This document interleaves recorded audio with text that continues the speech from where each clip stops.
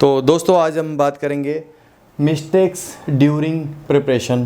भाई government job की तैयारी करना भाई मुश्किल तो है, लेकिन उसका एक तरीका है। जो उस तरीके को जान लेता है भाई उसको फिर कोई दिक्कत आती नहीं है। तो भाई और बहनों, आज मैं आपकी मिस्टेक्स के बारे में बताऊंगा कि आप सब क्या मिस्टेक्स करते हैं। और मैंने देखो पूरा बोर्ड भर दिया है, और ये बोर्ड है ना भाई, अगर आप इसको अपने जीवन में इम्प्लीमेंट कर लेते हो, संशोधन कर लेते हो, इस बोर्ड में जो जो लिखा है वो अगर आप चीज़ अपने जीवन में बदल लेते हो, तो एक क्या दो क्या भाई चार चार पाँच पाँच सरकारी नौकरियों के एग्ज़ाम आप आराम से निकाल लोगे। अगर आप अभी फ़िलहाल 2 या 3 नंबर से रह जाते हो तो उनके कारण भी मैं बताऊंगा इस वीडियो में।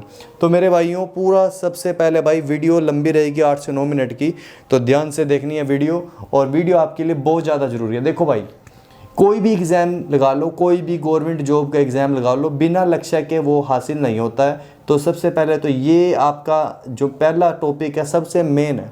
अब लक्ष्य क्या? लक्ष्य कुछ भी हो सकता है कि यार मुझे अपने परिवार को थोड़ा सहारा देना है, मुझे अपने परिवार का जो है भाई सहारा बनना है, अच्छा बनना है, और जो जो दिक्कत आपके परिवार में आ रही है उनको पूरा करना है। मैं नौकरी लगूंगा तो मैं घर बनाऊंगा, मैं नौकरी लगूंगा तो भाई बड़ी कार में घूमूंगा, मैं नौकरी लगूंगा तो मैं ये कर दूंगा वो कर दूंगा। एक लक्ष्य होना ज़रूरी है, बिना लक्ष्य के आप नहीं कर पाओगे, ठीक है? क्योंकि आप बिना लक्ष्य के अगर आप तैयारी करना स्टार्ट भी कर दोगे, आप ब्रिलियंट स्टूडेंट होंगे भी, लेकिन भाई बिना लक्ष्य के आप 10 एक दिन में 15 दिन में ऊब जाओगे, फिर कहोगे कि यार बस बोर हो चुका हूँ, यार मज़ा नहीं आता। तो लक्ष्य बना लो। आपके कोई आस पड़ोस में कोई भाई बहन है जिसकी सरकारी नौकरी लगी है, उसको लक्ष्य बना लो कि यार मुझे उसके जैसी नौकरी या उससे ऊपर लेनी है। देखो भाई, जलो मत रिस्क करो, ये हम सुनते आए हैं, लेकिन इसे इम्प्लीमेंट भी करो।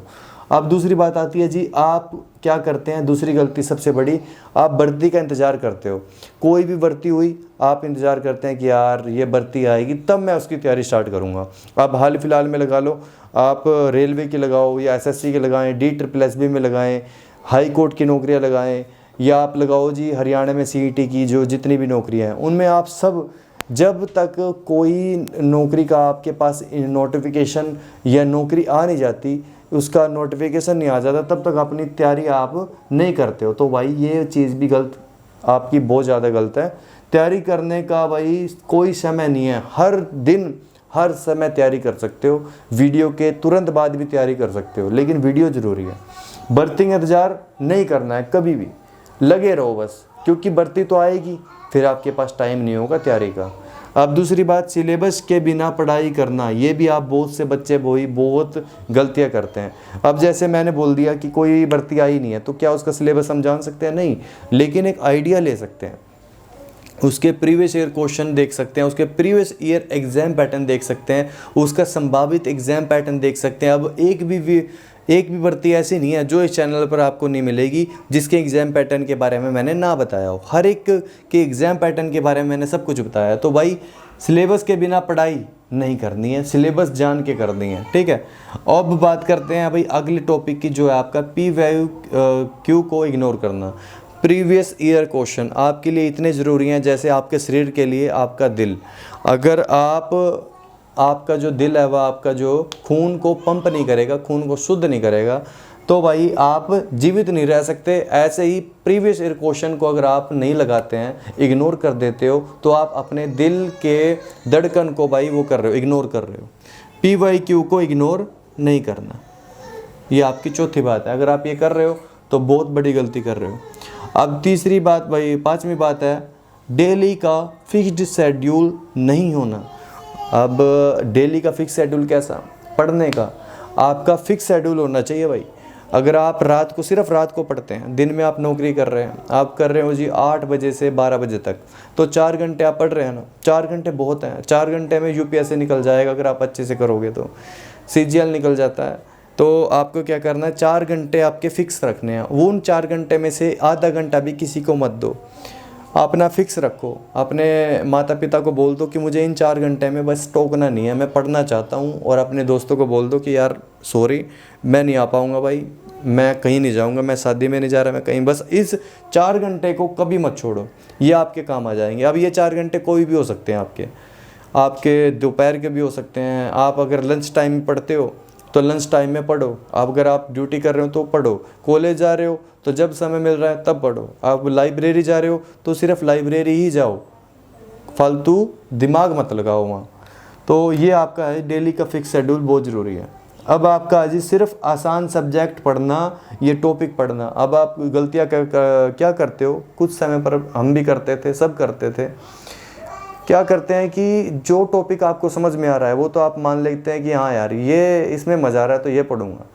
और होता क्या है, हमेशा जब आप जो चीज़ ज़्यादा पढ़ते हो वो आती नहीं है, वो आ जाती है जो आप नहीं पढ़ते हो।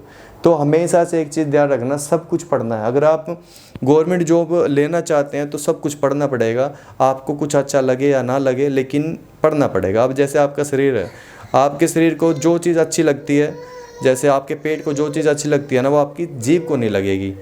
अब आपकी जीभ को जो चीज़ अच्छी लगती है वो आपके पेट को नहीं लगेगी। तो ऐसा मान के चलो कि जो आसान सब्जेक्ट हैं वो आपकी अच्छी अच्छी चीज़ें हैं, जैसे बर्गर, चाउमीन, टिक्की, अगर आपको ये अच्छा लगता है तो वो आपके पेट के लिए ठीक नहीं है।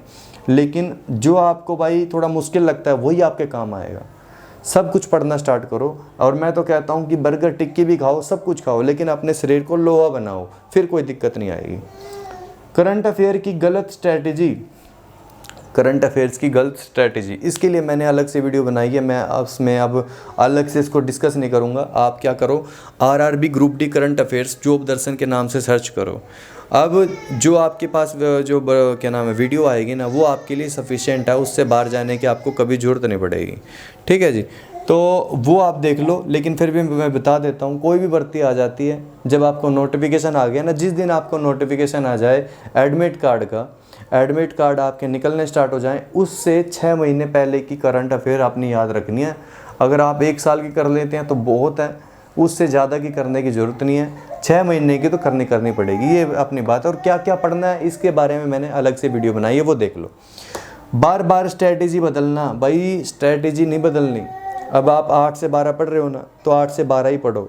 आप सोच रहे हो कि नहीं यार 8 से 12 में मुझे नींद आ जाती है, भाई नींद आनी बंद हो जाएगी। अगर किसी चीज़ को 21 दिन करोगे ना, तो वो आदत मतलब बन जाती है, वो फिर बदलेगी नहीं, आपको कोई दिक्कत उसमें आती भी नहीं है। तो स्ट्रैटेजी मत बदलो। आप सोच रहे हैं कि नहीं यार मैं इंग्लिश में तो थोड़ा कमज़ोर हूँ, मेरी हिंदी ठीक है तो हिंदी को बहुत अच्छा कर लेता हूँ। फिर आप क्या सोचते हैं कि आपकी हिंदी तो ठीक ठाक होगी, बढ़िया होगी। फिर आप सोचते हैं कि यार हिंदी तो मेरी ठीक हो गई, अब इंग्लिश पे ध्यान देता हूँ, तो स्ट्रैटेजी बदल गई ना। नहीं, आपको दोनों चीज़ लेके चलनी है। आपको हिंदी की भी रिवीजन करते रहना है, आपको इंग्लिश की भी फिर तैयारी करते रहना है। अब दूसरी बात भाई, आपको शोर तो नहीं आ रहा ना, शोर ज़्यादा आएगा नहीं, आप ध्यान से सुनो। अब देखो जी, ज़्यादा बुक्स ज़्यादा टीचर। अब इसका क्या है, जितने भी मेरे भाई बहन हैं वो ध्यान से सुने। ज़्यादा बुक्स ना पढ़ें, एक ही बुक्स को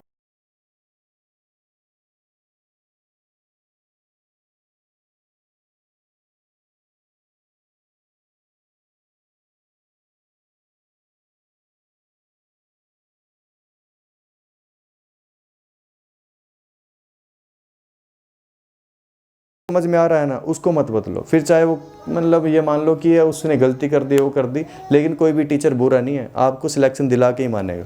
सिर्फ आपको क्या करना है, उसके साथ लगे रहना है। रील्स पर टाइम पास मत करो। आजकल इंस्टाग्राम, फेसबुक सब कुछ भाई भरा पड़ा है रील्स में, तो उन पे टाइम पास मत करो। उसका समय आएगा, जब उसका समय आएगा ना, जब आप नौकरी लग जाओगे तो आराम से कुछ भी करना, फिर आपके पास आप ना फिर दोबारा यहीं आओगे कि यार मैं तो बोर हो चुका हूँ, मैं दोबारा पढ़ना चाहता हूँ। मैं गारंटी देता हूँ, जितने भी बच्चे मेरे वीडियो देख रहे हैं वो जब नौकरी लग जाएंगे तो उसके 1 साल 2 साल बाद वो पूरे मज़े करेंगे, लेकिन उस 2 साल के बाद वो सोचेंगे कि यार वो टाइम कितना अच्छा था जब हम तैयारी करते थे। तो भाई रील्स पर टाइम पास मत करो। अब दूसरी बात, गलतियों की नोटबुक ना बनाना। अब ये सबसे ज़रूरी है भाई। अगर आप अपनी नोटबुक नहीं बना रहे हो, जो भी आप गलती कर रहे हो, तो वो गलत है। जैसे आप मान लो कि केमिस्ट्री पढ़ रहे हो, केमिस्ट्री में आपके पास कोई अपवाद आ जाता है, आप उसको लिख नहीं रहे हो, नोट नहीं कर रहे हो, और वो बाद में आपको फिर दिक्कत करेगा। सब कुछ आप तैयारी कर लोगे, लेकिन वो अपवाद एग्जाम्पशन रह जाएगा, फिर वही दिक्कत आएगी, है ना, एक्सेप्शन। तो गलतियों की नोटबुक ज़रूर बनाओ। कोई मैथ का फॉर्मूला आपको याद नहीं हो रहा तो भाई नोटबुक बना लो, वो याद हो जाएगा।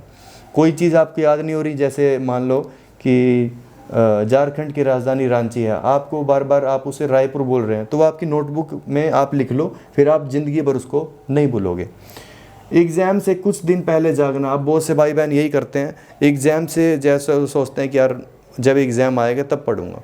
एकदम से एडमिट कार्ड आ गए, बोल दिया कि भाई 15 दिन बाद आपके एग्ज़ाम है, 10 दिन बाद आपके एग्ज़ाम है, तो 10 दिन में क्या कर लोगे? कुछ भी नहीं कर पाओगे। फिर आप बोलोगे कि यार मैं तो 5 नंबर से रह गया, मैं तो 3 नंबर से रह गया। फिर यही बात आती है, ठीक है। वो इसलिए आती है क्योंकि आप टाइम से जागते नहीं हो, फिर एग्ज़ाम से कुछ दिन पहले जागते हो। ये मत करा करो। लास्ट है जी, अपने आप को कम समझना। कभी भी अपने आप को कम मत समझो। सब कुछ आप हो, आप में से ही तो सब कुछ भाई। मतलब ये मानो कि आप क्या नहीं कर सकते, सब कुछ कर सकते हो। कोई सब कुछ घर से थोड़ी सीखता है, कोई सब कुछ अपने पेट से, माँ के पेट से थोड़ी सीख के आता है। तो सब कुछ टाइम टू टाइम आपका चलता रहता है और टाइम के अकॉर्डिंग ही हमें सीखना पड़ता है। अब आपका जो टाइम अब आपका सीखने का है, तो सब कुछ सीख लो कि कैसे एग्ज़ाम की तैयारी करते हैं, वो मैंने बता दिया। अब इसको इग्नोर मत करना। अब एक चीज़ मैं बता रहा हूँ भाई, सब्सक्राइब कर लो अगर आपको और जानकारी चाहिए। अगर इंस्टाग्राम पर आते हो तो वहाँ पर आप डायरेक्ट बात भी कर सकते हो। हाइप कर दो, वीडियो बहुत अच्छी लगी हो लाइक कर दो, जानकारी अच्छी लगी है तो भाई, और दोस्तों के साथ शेयर कर दो जो बार बार पजल हो जाते हैं कि यार तैयारी कैसे करनी है, मैं क्या गलती कर रहा हूँ, यार मैं क्या गलती कर रहा हूँ, मुझे खुद नहीं पता। भाई ये गलतियाँ कर रहे हो, पूरा बोर्ड भर दिया, सब कुछ गलतियाँ आप ही कर रहे हो, तू ही कर रहा है। धन्यवाद साथियों, आपका दिन शुभ रहे। सत्यमेव जयते। जय हिंद दोस्तों।